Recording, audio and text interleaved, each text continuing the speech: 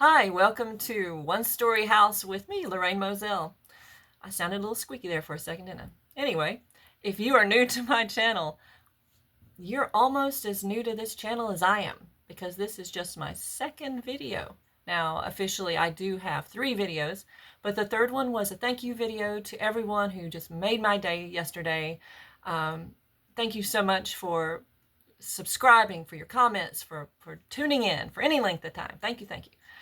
Today is all about querying trenches. Oh, yes. If you're not familiar with the term query, then I would suggest that you uh, go search the internet a little bit, jump on. There's some great YouTube channels.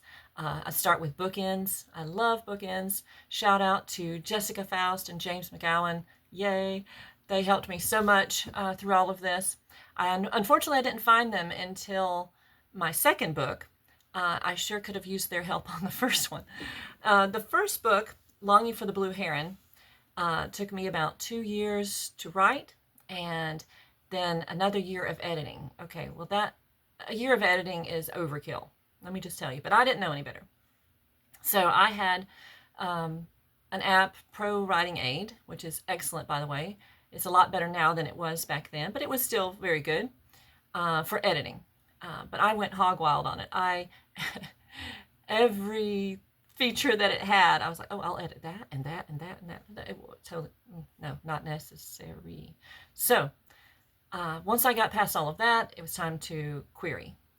I had found out via the internet that I needed an agent. And I didn't know anything beyond that, not much anyway. So I used Query Tracker and started trying to get a list together of agents who were into women's fiction. And I don't even remember exactly what parameters I put in at the time. I didn't really know much about it. I was just playing around with Query Tracker. I hadn't seen anything that gave me information about it, and there was no Chat GPT to ask. So I did the best I could. So I sent out about 45 of them, roughly. And out of 45, I got one full manuscript request. That full manuscript request started and ended there, unfortunately. And one thing that was something that I did then that I didn't do with the second book was I sent it off to Manuscript Academy. It's been a while. Sorry, I keep the hair. I have the finest little hairs, and they get on my face and tickle. So I am so sorry that I'm distracting myself and you. Anyway, onward. So I had someone critique it. They critiqued my query. They didn't critique the book. That would have cost probably 1,000 or so. But anyway, they critiqued my query. And it came back that there was a few things I could change, the premise and so forth, and of my book. So then I tweaked my book as well after hearing what this person had said. And the person who critiqued it was actually an agent. And that was very helpful. And that's how I got my full manuscript request. So I just wanted to back up and give you a little information about that. So that could be helpful for a lot of people. I chose not to go that route with the second one. The second book, I had studied a lot more, like a sponge, let me tell you. I watched everything I could find on the YouTube. On YouTube. And then I found Bookends with Jessica Faust and James McGowan. I love them. They're amazing.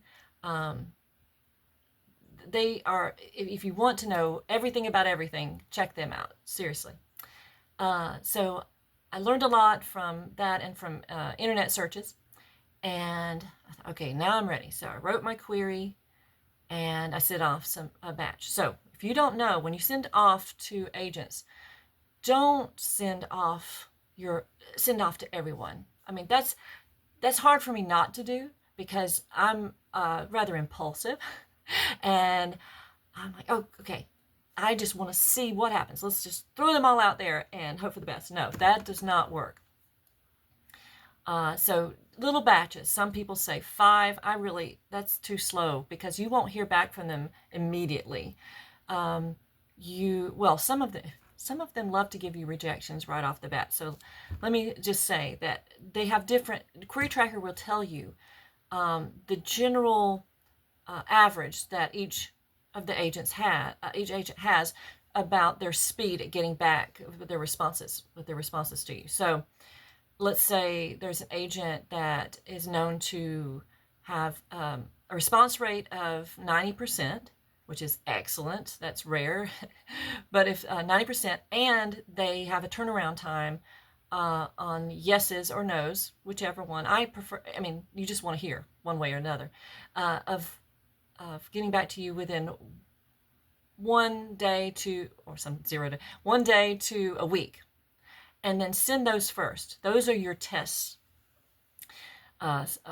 agents, because, and don't put your faves. If you have some favorites in there that you want to be like a dream agent, don't put them in there first. You might get axed. Make sure your query is really solid first by testing the waters. So you'll send off those 5 to 10 queries to those agents, and you'll hear back within the week. And if you, most of the time, they won't give you anything but a form letter. They don't have time for much more. So they'll give you a form letter. If you have no request for a full manuscript, that's still a small batch. It's hard to get a true test with that. But it will let you know if well, I say that.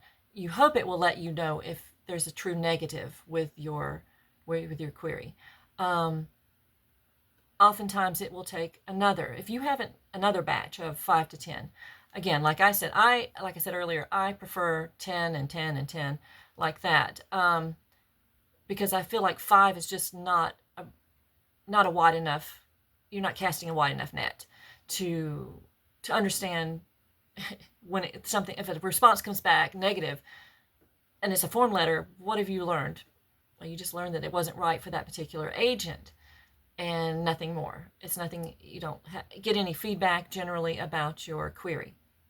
But if you've sent out about 20, especially when you get to 30 and you haven't had any bites at all, yeah, I think you best look at your query again. So that's what I ended up doing. And I had, let me see, I dig through here, so many different versions. Oh my word.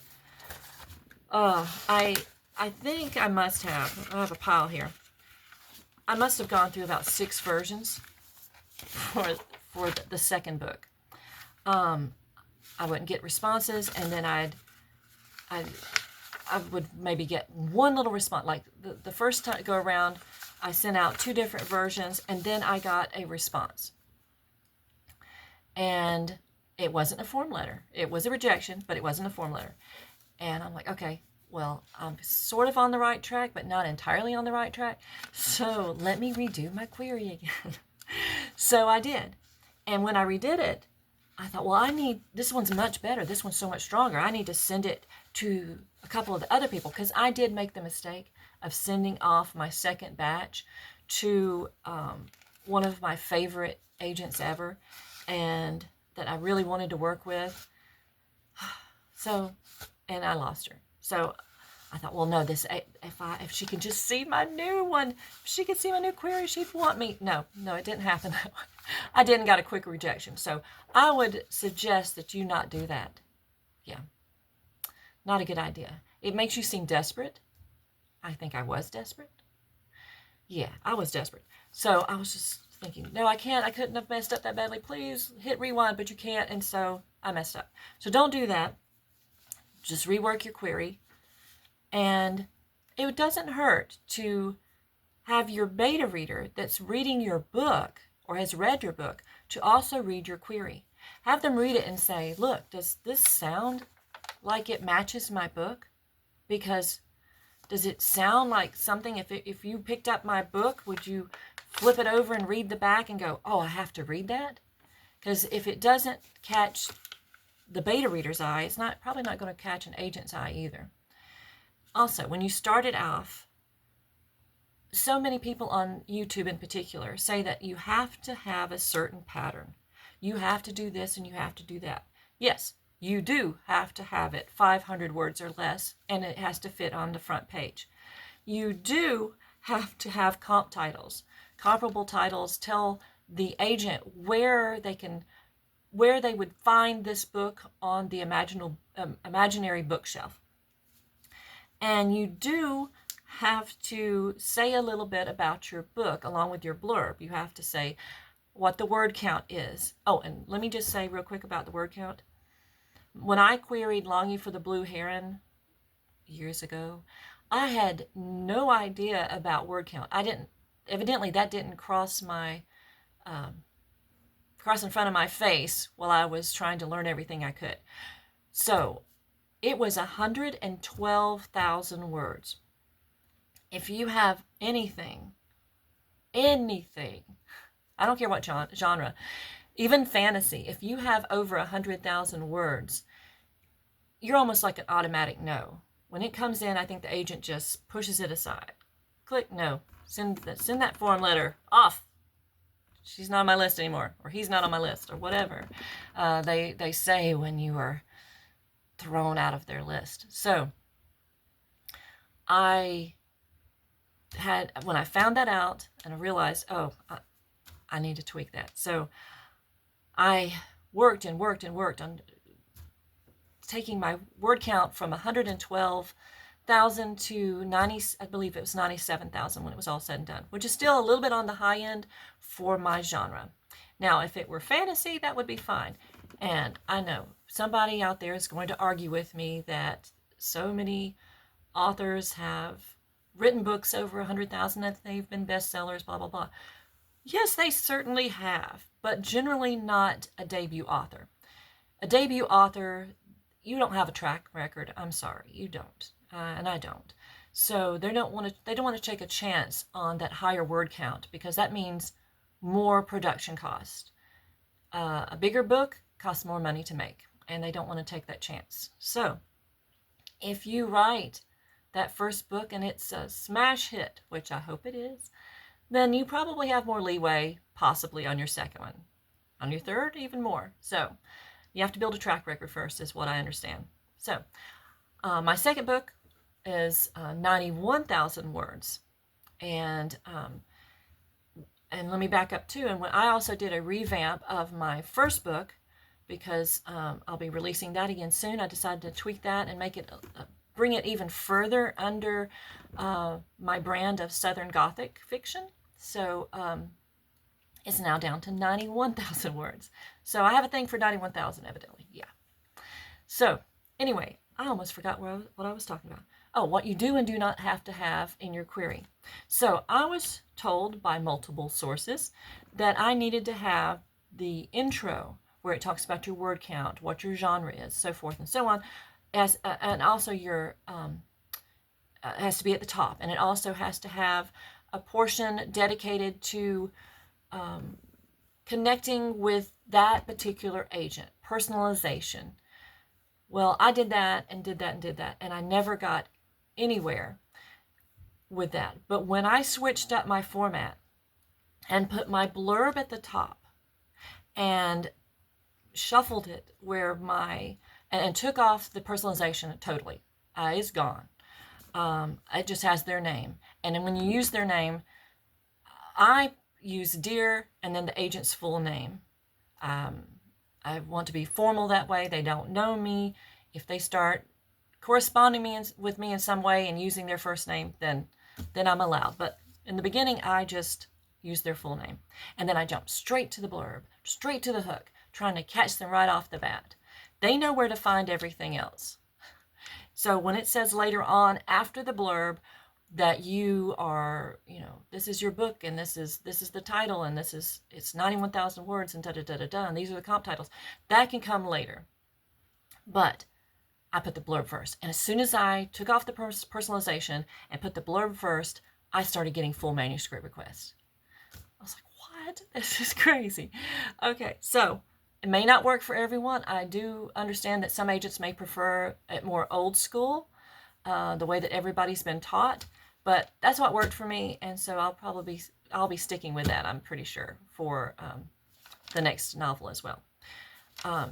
Also, with the querying, like I said, I wrote several versions of this.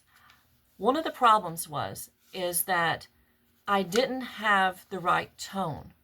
It didn't match my novel. I was trying so hard to make it hooky, catchy, and it was making it as commercial as I could be, because I write, now I realize what I write, upmarket, literary leaning fiction with a Southern Gothic flair. So I did when I wrote my query, the first several queries for That Which Is True Cannot Be, I wanted it to be punchy. Look at this, and it did. But unfortunately, when the agents asked for my full manuscript request and then they read it, they basically said, this does not match your book. You are more literary than this. And we were expecting, we chose this because your query said, made it seem like this was more commercial, and it wasn't. And so I was pretty devastated, but I bounced back. Got to bounce back. And I said, okay, I will just take what I learned. Always take what these agents, they know what they're talking about. Most of them. And see what they say and apply it if necessary, because this one particular agent's advice, his advice was invaluable to me, because when he said, sorry, but I like your writing, loved your query, but it didn't match your book. I said, okay, let's reset. And he told me it was literary leaning. So I had already blown through like 70 agents at this point. I had maybe 20 queries still outstanding at this point, waiting for a response. And I knew that most of them were already no because of the time that had gone by. And I finally said, time to write one more query. And so I just tweaked the first one. I didn't mess with the blurb that much. What I did was choose different comp titles. And I